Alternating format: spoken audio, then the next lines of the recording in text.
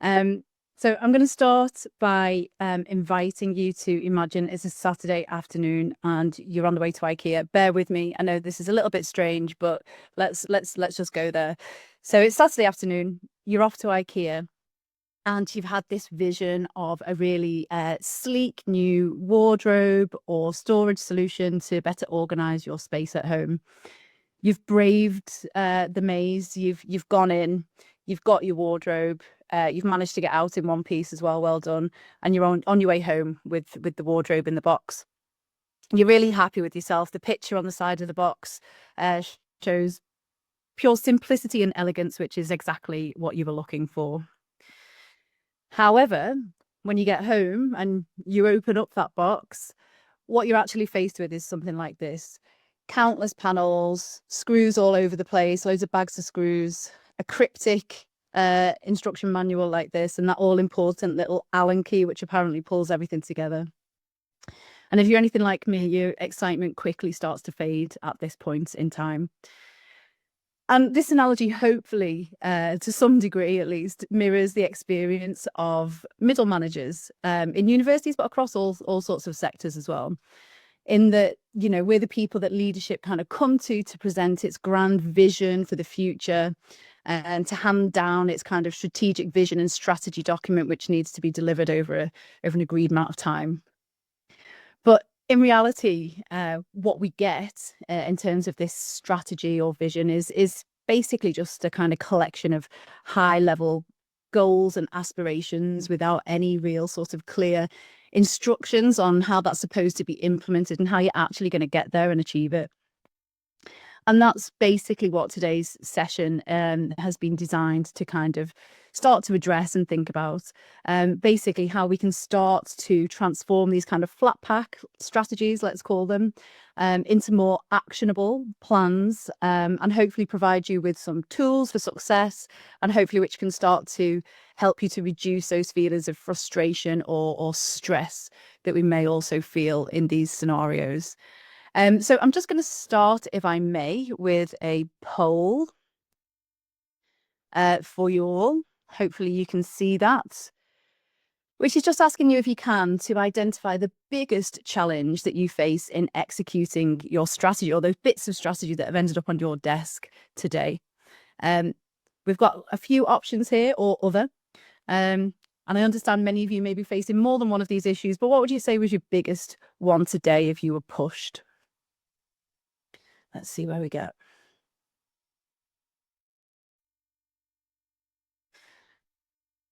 Okay. Great.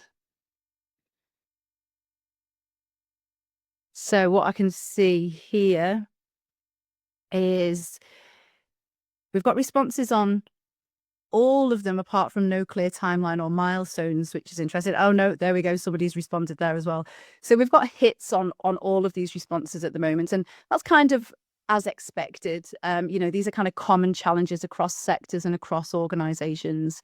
But we can see here we've got a fairly even spread of competing priorities, lack of stakeholder buy-in and engagement, and resourcing issues, which, like I say, are common to all of us involved in management and change delivery, unfortunately. So yes, thank you for that. That is very helpful. And hopefully today, the way that we've decided to structure this webinar will help to start to address some of those challenges that you've just identified there for us. So these are the kind of 3 sections that we're going to step through today. We've decided to focus, first of all, on understanding the strategy, to address that issue of kind of lack of clarity in strategy, which interestingly, not too many of you identified as your major problem facing you today. Secondly, we're going to focus on bridging the gap. So, the issue of kind of misalignment between leadership and teams on the ground. And this can also sort of feed into the issue you've mentioned there around lack of stakeholder buy-in and engagement. And of course, prioritizing and delivering. So that issue that we all have to face, unfortunately, in terms of limited resources and conflicting priorities, which again, a lot of you have identified there as your key challenge today.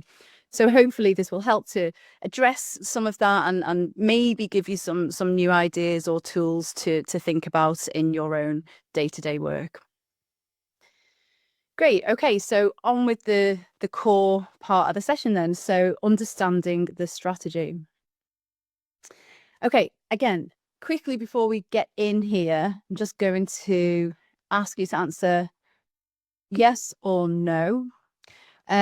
So who here has ever been sort of handed down a strategy, a bit of a strategy, or some kind of high level directive or policy to implement and thought, well, that looks absolutely splendid, but what does it actually mean for me and for my teams and what we need to do now and how we're going to do it?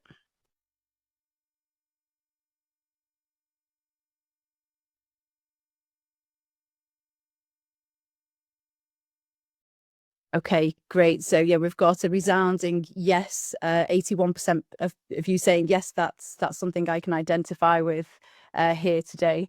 So great, and that's unsurprising again because as managers, we are often the people who receive these strategies or high-level operational plans to deliver. But as we've already said, they tend to be fairly high level, visionary, really ideas based, and lack, a level of clarity, and certainly don't include the specifics of what needs to be done to achieve the goals. And whilst this strategy document should certainly answer the why question, why are we asking you to do this? Why do we want you to do this? It should certainly provide that vision of the future, that wonderful new world that we're all moving towards. There's often a lot more work for us to do as managers and with our teams and across teams to identify the what, the when, the where, the who, and the how. And that's not necessarily a bad thing. The strategy isn't necessarily designed to answer all of those questions in detail.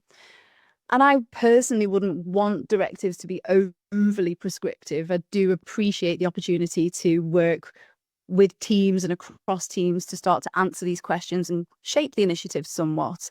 Obviously, in this way, we get more ownership over what we're doing and have the opportunity to make those plans clear and practical and actionable for our teams. But it does mean that we need an approach to actually clarifying strategic objectives. So one way that I'm going to propose that you can start to clarify objectives and what they mean for you is to try to start to articulate the strategy in more practical terms. And what I mean here really is by taking the strategy or whatever it is that you're working with, or the bit of the strategy that you're working with, and trying to identify the core objectives which you're going to be responsible for or contributing towards. Try to identify what those core objectives are, and then try to articulate them in a single sentence by getting more specific about what it is, and also trying to add some information there around what the goal is and how you're going to measure it. So it's about getting clearer on what it is that we want to achieve and an idea of how you're going to be on track. And you're not going to be able to do this in great detail at the start, but have a go. Have a first pass at the very start. Because it's only then that we can start to work out what we think we need to do and what we think actually might be achievable within the constraints and the resources available. So to give you an idea, if we start out like this and get a little bit more specific and clear on the objective and the measure, we can already start to ask questions about whether we have the right systems, processes, people, and data in place to even baseline our current performance and know what we need to measure and if we've got the right things in place to measure that in the future. So this shows you that there might already be work to do before we even get started on setting things up to be able to even do the work and measure it. So an example of trying to articulate something in a single sentence, it's about sort of transforming these vague kind of strategic, visionary objectives, which are obviously broad and vague, into something more clear and more measurable, such as increasing the number of research collaborations with industry partners by 20% over the next academic year by expanding collaboration with 3 key employers. So straight away, we've put something more measurable in there, something more actionable, and there's an element of it being time bound. It's something that we can start to work with. So that's what you're aiming for at the outset, something that you can start to work with. So once you've started that, it's a really good idea to start to map what's already in place. And as you know, better than I even, universities are large and complex environments. So they often have many initiatives, policies, strategies, and projects all running in parallel. Hopefully, these are aligned to the overarching institutional strategy, but there's a lot of stuff going on. It's a complex environment. So again, I'm going to ask you a question again, and let's launch another quick poll here. So again, it's just a yes or no answer. How many of you here, or have you ever started to work on something only to find out a bit later on or further down the line that another team, another department, another manager is already doing something the same or at least very similar? Has that ever happened to you? Yes or no?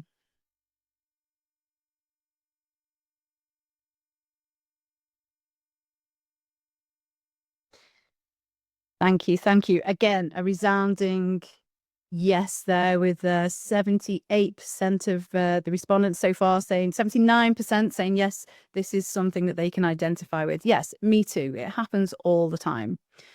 So a really good way of trying our best to get around this and get on top of this is to start to map what's already in place before jumping into action.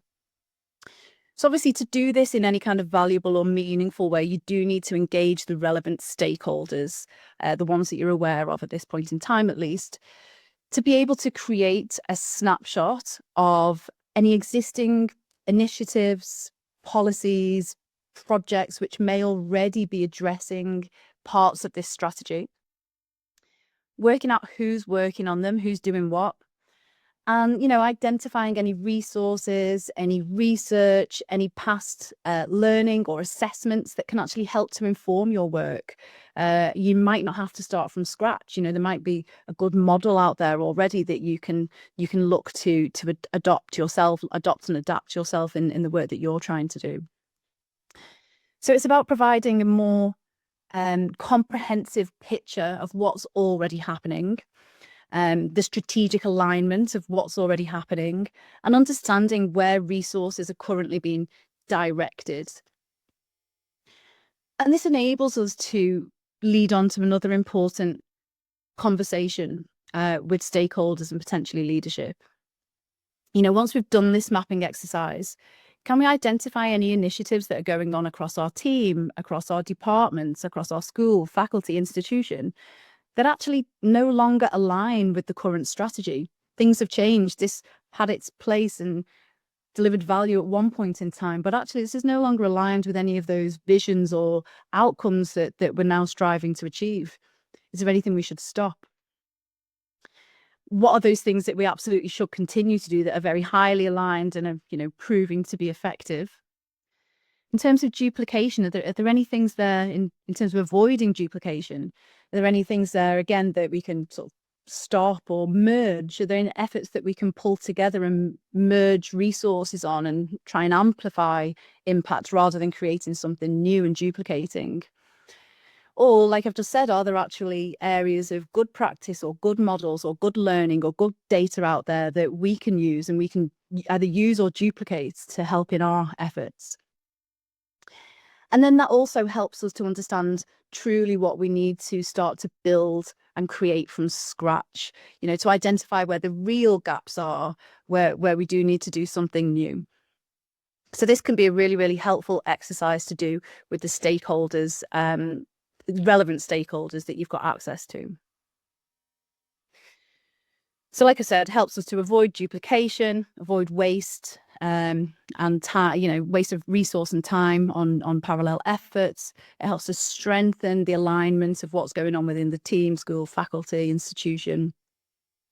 And of course, by doing this, when you have identified something that you do need to build from scratch, it helps you to justify that investment because you've done this exercise to show what's already happening, the value it's offering, where you can merge things together to save on resources and amplify efforts. But actually, this is where we need investment for this reason. We've got a gap here.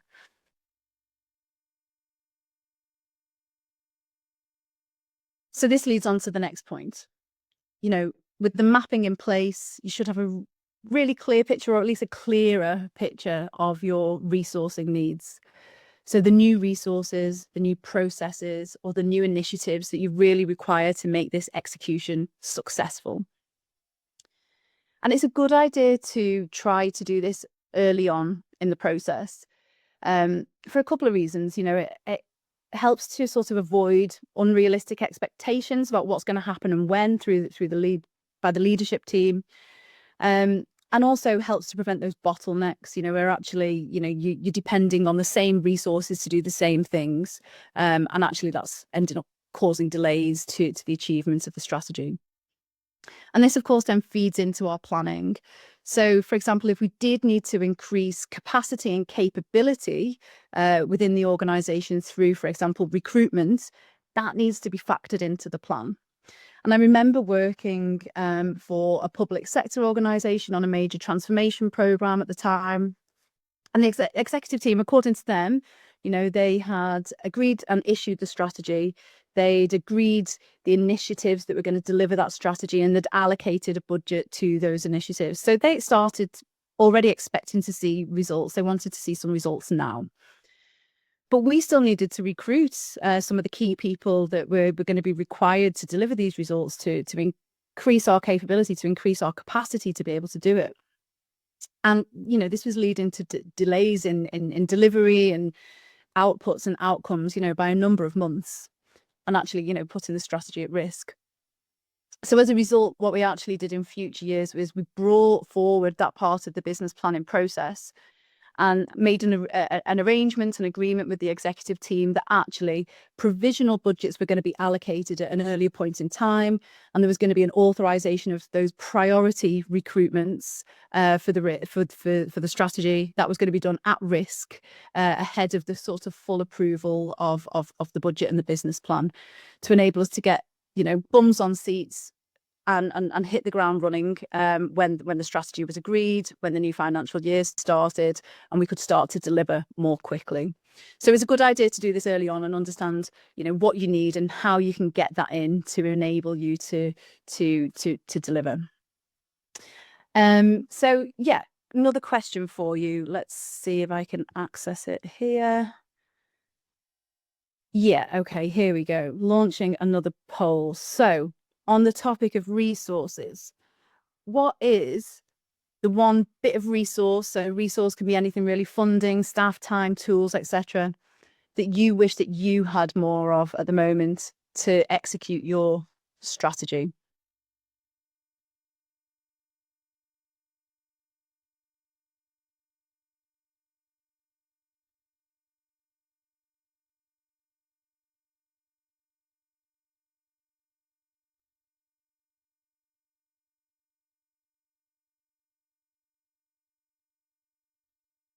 Great, thank you. You can see a few responses coming in here. So staff is coming through quite strongly, as is time. And actually, yeah, actually, so everything here, a lot of the stuff here seems to be relating to staff, doesn't it? So term contracts, staff time, experienced staff gaps, yeah, funding and tools. So yeah, we've got a big common theme there, which probably isn't too surprising, knowing what we all know about the challenges across the higher education sector at the moment. Yeah, so I mean, this it's potentially always going to be an issue, certainly at certain times within cycles. But we're going to move on and have a look later on in the webinar about how to prioritize what can be done and what needs to be done when resources are tight. So thank you for that. That's very helpful. Okay, so we've started to clarify our objectives, mapped what's in place, got a better idea of what we actually need to do now and the resources that we need to do it. So now's also a very good time to have a think about whether we've got a full view of the stakeholder landscape here. And actually, are there any individuals or groups that have been missed, essentially? You know, are there any stakeholders who perhaps haven't been consulted to date, but probably should have been consulted, or have now been identified as a new stakeholder group and who's going to be affected potentially by the initiatives that are going to be delivered, who we should go and consult now? So, for example, now that you've got this better idea of what's going to be merged, what's going to be stopped, what's going to be created from scratch, you know, what has that done to our stakeholder landscape? Are there any other key decision makers or key influencers now that we need to be aware of and bring in? Are there any other people out there whose buy-in we really need, or some sort of advocacy or support, or who need to understand what we're doing or need to be involved in what we're doing to ensure it's smooth execution? Now's a good time to go back around that and make sure we've captured all of the right people and go out and engage them in the right way, depending on their role in what needs to be done. Because I don't know if any of you have come across this before, but certainly for me, this is an absolutely dreaded phrase in the delivery of a project. You know, and you think things are going well, you know, you present some sort of update or some sort of request to leadership, and actually what you hear from part of the room is, you know, what's this? We should have been consulted on this. Nobody spoke to us about this. And actually, this is important to us too. This impacts us because of X, Y, and Z. Nothing slows a project down like this dreaded phrase. So do what you can at an early stage to identify all your stakeholders and consult people in a relevant way and in a meaningful way. Okay. And then once you have done that and you've pretty confident that you've got all of the right people, the right stakeholders on board and engaged, it's a really good time to just do a bit of a reality check on what's been asked of you in terms of the timeline. So yeah, now you've done that additional bit of stakeholder mapping, you can engage them in this reality checking of the timeline and try to make sure that you've got a realistic timeline to present back to the leadership team. You've got to check that any assumptions that have already been made around how long implementation is going to take are realistic. You've got to, you know, have a conversation and make sure you've got an idea of the real kind of dependencies between the different bits of work, that you've got a clear view of the risks and issues. So things like funding cycles, policy approvals, external partnerships. You know, you've got to ask yourself those questions. What could make this fail? What are the real challenges to the achievement of this? And, you know, also what's within our control, but also what isn't, because that's also very important to acknowledge and be able to present back to the leadership team. So by the end of this process, really, you should have a good idea of your readiness to execute a strategy, or at least the bit of it that's ended up on your desk, let's say. And you could think of this process as something like an execution readiness summary or whatever you want to call it. But the point is, it's a great starting point. Having gone through these exercises in a structured way, you've got a great starting point for the discussions and the decisions that still need to be had before moving on to the very detailed planning and execution phase.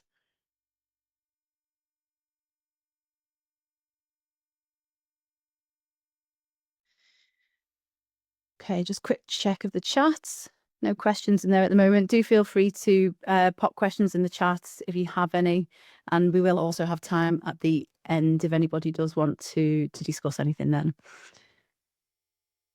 Okay, so on to bridging the gap.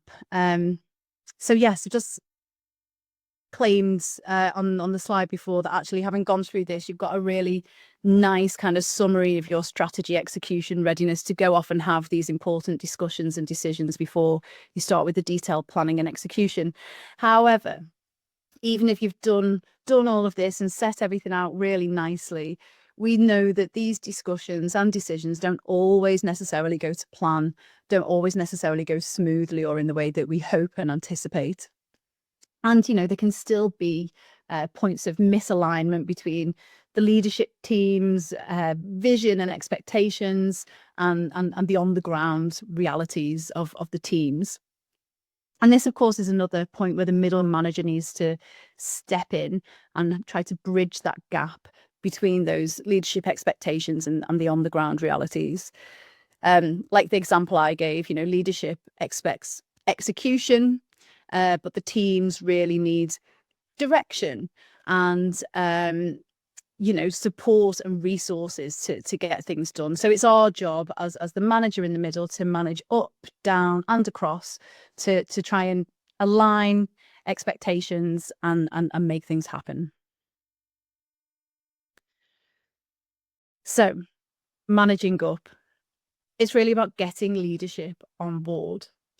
Because in my experience, really, to get things done, you really do need to find a way of getting leadership to listen to you for a start, like properly listen to you, to understand and to listen to understand, and of course to approve and fund the work that is actually going to make an impact.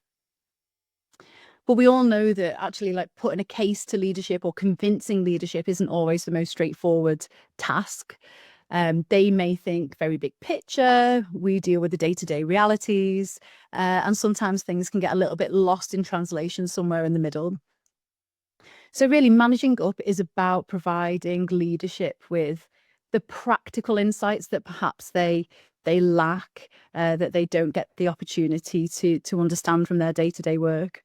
So giving them insights into your day-to-day, the practical insights, realistic updates.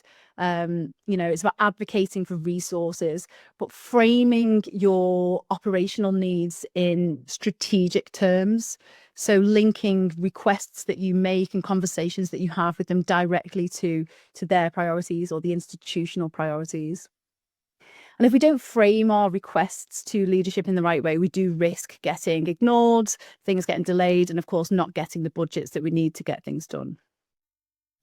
So, instead of saying we need more funding for researcher training, it's about saying or giving evidence, showing the evidence that additional funding would actually allow you to scale a program that's already been proven to increase industry partnerships by 20% in the last year, and giving them that evidence. It shows already the alignment that we've talked about. It reflects proven impact and it's value driven. And this doesn't only kind of apply to strategic initiatives or objectives, of course. I've recently successfully advocated for an increased pay offer for a team member who had been offered a new role in a business I was working in at the time and was extremely unhappy with the deal that was on the table. He explained to me why, and I could see his point of view.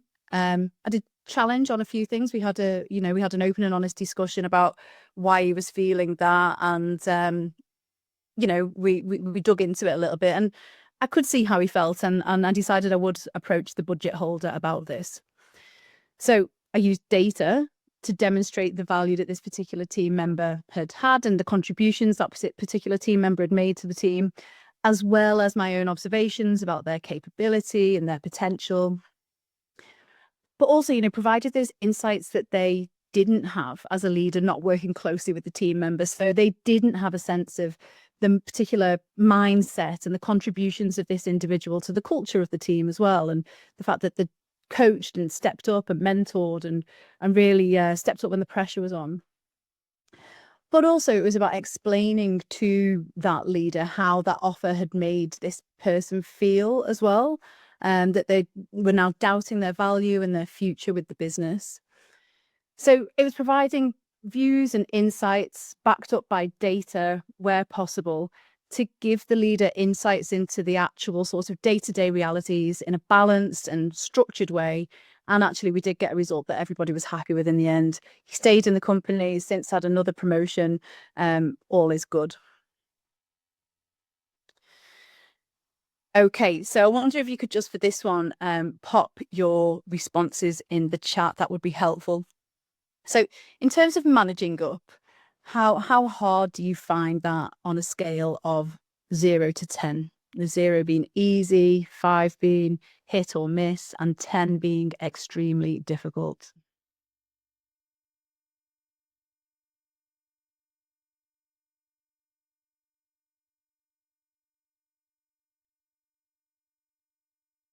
Thank you, Madeline. We've got one response there.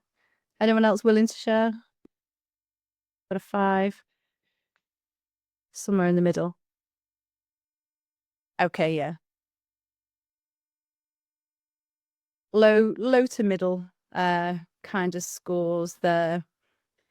Well, that's good. So, I mean, I suppose that suggests to me that some of you are working with leadership teams that you actually have a good relationship with, or leaders that you have a good relationship with, or potentially you've got a pretty good leadership mentality and culture in the place that you work. Some people are talking about hit or miss. Yeah, exactly, James. It depends on the individuals. So it absolutely does depend on the individual.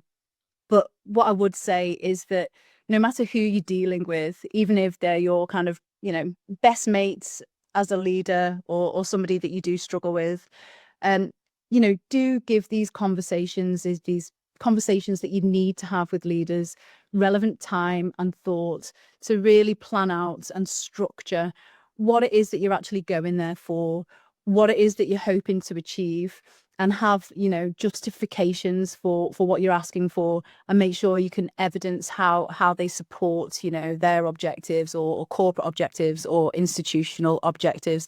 It just makes the discussion and the decision making much easier.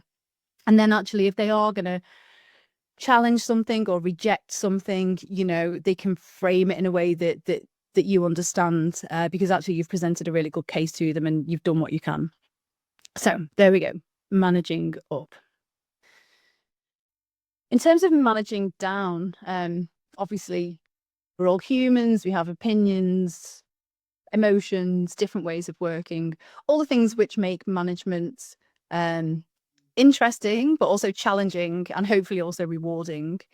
But good management, I suppose you could say, is about clarity, being really clear with our teams about what we expect of them in terms of actions, what we expect them to do, their workloads, being able to support them at the same time as motivating them, but also challenging them in the right way.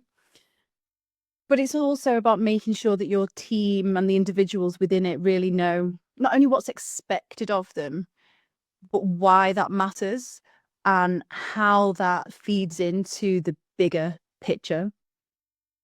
So I am going to ask for your engagement again here.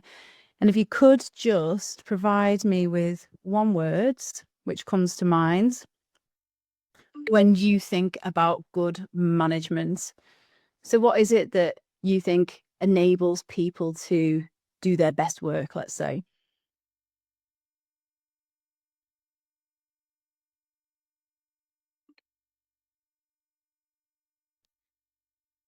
Thank you, Elena. We have an answer in the chat there, I think. Okay, maybe the poll has not launched. That's fine. Let's go back to the chat. No problem. Okay, so we've got appreciation, honesty, openness, trust. I love all of these words. Yes, all great stuff and all extremely important. And I'm glad that you've said words like honesty, openness, trust, access. Yeah, that's a really important one, Barry. Yeah, absolutely. So yeah, on the point of transparency and trust, one of the things that I've found to be particularly useful as a line manager in the past is to do like an objective mapping exercise. So starting with, corporate or strategic objectives, I'll ask my director to tell me what their key objectives are as they relate to the strategy, and map them onto the various bits of the strategy, the relevant parts of the strategy that they've been asked to own and deliver. And then when we're having a conversation and agreeing my objectives, I will map my objectives onto my director's objectives, which are mapped onto the corporate or strategic or institutional objectives. I then do the same thing with my direct reports. So I'll share that with my direct reports and I'll discuss and agree with them their objectives for the period. Again, mapping things onto the same document. So, there's a really clear like logic map, if you like, as to why we're asking people to do certain things and the contribution that they are making to, my success, to the director's success, to the success, their success, to the success of the strategy and the business. And I think it's just a very good way of increasing transparency, clarity of purpose and trust, like you've said there in the chat. And I saw this post on LinkedIn a week or two ago, which also reminded me of this. So this Professor Damien Page, who is Vice Chancellor at Buckinghamshire New University, also kind of publicly committed to sending out his appraisal objectives to the council, to all colleagues, so that effectively anybody can kind of hold him accountable to them. Not sure in reality, how that will work, but it'll be interesting to see if he provides any updates on that, and nice to see him making that commitment publicly. It certainly worked well for me and with my teams, and I think it's a good thing for people to think about as a kind of easy, quick win in terms of increasing transparency, clarity, and trust.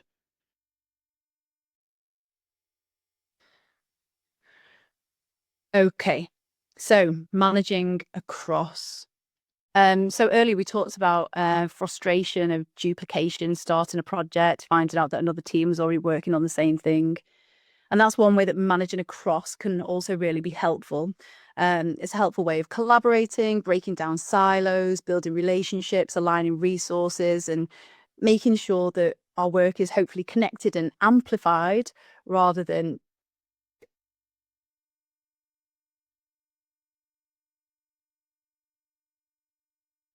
so spaces where people share knowledge, best practice, challenges, and can communicate on common goals. So I've used these to great effect previously when I was introducing a new project management framework and project management capability to an organization. We set up a community of practice, and it was a great way to share and embed the new tools and requirements, but also a way to bring together all of the project and change management professionals in the organization to really maximize our learning and impact. And I'm also seeing these popping up more and more in academic settings as well. So the PRISM network, the Professional Research Investment and Strategy Managers Network, which is led by Imperial London, and the Research Culture Enablers Network, led out of Warwick University, are really great examples of this collaboration, not only across teams, but actually across institutions to share best practice and maximize impact. So this is another really good thing to think about in terms of managing across, bringing things together, aligning resources. Okay, so the final part of the session. Obviously, we have to acknowledge that even with a really good understanding of the strategy and great stakeholder buy-in, challenges still exist and things change. Things around us change. So there's limited time, people, money, shifting priorities. But we obviously do still need to deliver results. It just means we can't do everything at the same time. Um, and in terms of prioritization, I found that the Moscow framework is an oldie but a goodie. So could you just let me know quickly in the chat, yes, no, has anybody come across the Moscow prioritization tool before? Yeah, we've got some yeses there. Good. So this will be familiar and easy to implement if you don't do already. But it's effectively a structured way to prioritize competing demands. So it helps us, it's like a traffic light system, hence the picture, to prioritize our workload, in which the M of Moscow stands for must do. So these are the activities which are critical, directly linked to strategic objectives, non-negotiables, let's call them, the work that has to happen, otherwise there's going to be serious consequences. So ref submissions, research ethics, financial reporting deadlines, and the like. Whereas should do, yes, they're important initiatives that are going to add value, but actually they're not mission critical at this point in time. We can afford to, delay them a little bit or phase them in later if resources are tight. There are things then that we could do, nice to haves, you could call them, if the resources allow. But if time, budget, capacity, aren't there, realistically, these are not the most important things right now. And then it's always very important as well to say, actually, these are the things we're not going to do, at least for now. These are the things that we can park, de-scope and revisit later. Not necessarily bad ideas, but actually not particularly aligned right now, not important right now. And of course, to do this again, we always use our most important commodities, people and data, to really get a holistic assessment and idea of priority. And we should think about that in terms of attractiveness. How well aligned is this with the strategy? But also in terms of feasibility, how complex is it to deliver? Do we have the capacity, the people, the capability, the money to do this, or is it completely unfeasible? So it's always good to think about those two things as well. And lastly, and I realize I'm a little bit strapped for time here, so very quickly, pulling it all together, I just want to propose a different type of measure that you may or may not be familiar with. So many of us are familiar with SMART goals and KPIs, which can be great. SMART goals can be great for setting really well-defined tasks. KPIs can be really great for tracking overall business performance. But I really like OKRs for work like this. It enables us to identify the objective, the destination, that bold strategic goal, but then also identify, 2 or 3 key results which are going to demonstrate the achievement of this. And it brings us back to the beginning of the process where we were trying to clarify the strategy and thinking about measures. This is where we come back to it and go, okay, no, everything that we've done, knowing what we know now, what are we actually going to do? Let's refine these measures and get really specific on these key results that we're aiming towards. And using this enables us to be a little bit more flexible. It keeps the goal visible. It keeps those targets visible, that ambition visible in terms of the key results, but they're not so rigid or specific like SMART goals that we can't be flexible with them. So for those of you who aren't aware of OKRs, I would encourage you to check them out. I find them to be a useful way of determining what we're going to do and keep tracking that and measuring it, keeping it visible. Okay, so that is the end of my presentation, but just before I let you go, I want to bring you back to where we started. A little bit like furniture assembly, strategy execution is not something that we tend to do alone. Well, we never do it alone. We need teamwork, we need alignment, we need a clear understanding of what each piece does and where it goes and what its contribution is to the final product. And we've explored some ways of achieving this. Stock, continue, duplicate, build, structured conversations up, down and across, Moscow prioritization, OKRs. So hopefully within that, there's been something of value that you can take away, some kind of spark of a new idea or inspiration in there somewhere that you can think about and take back to your teams, and hopefully help you to move forward slightly more confidently and navigate what I know of sort of very real challenges in UK universities and research institutions today. So thank you for your time. I really appreciate you joining me at lunchtime of all times. And if anybody does want to ask any questions, I can stay around, or equally, I can answer questions that appear in the chat later on.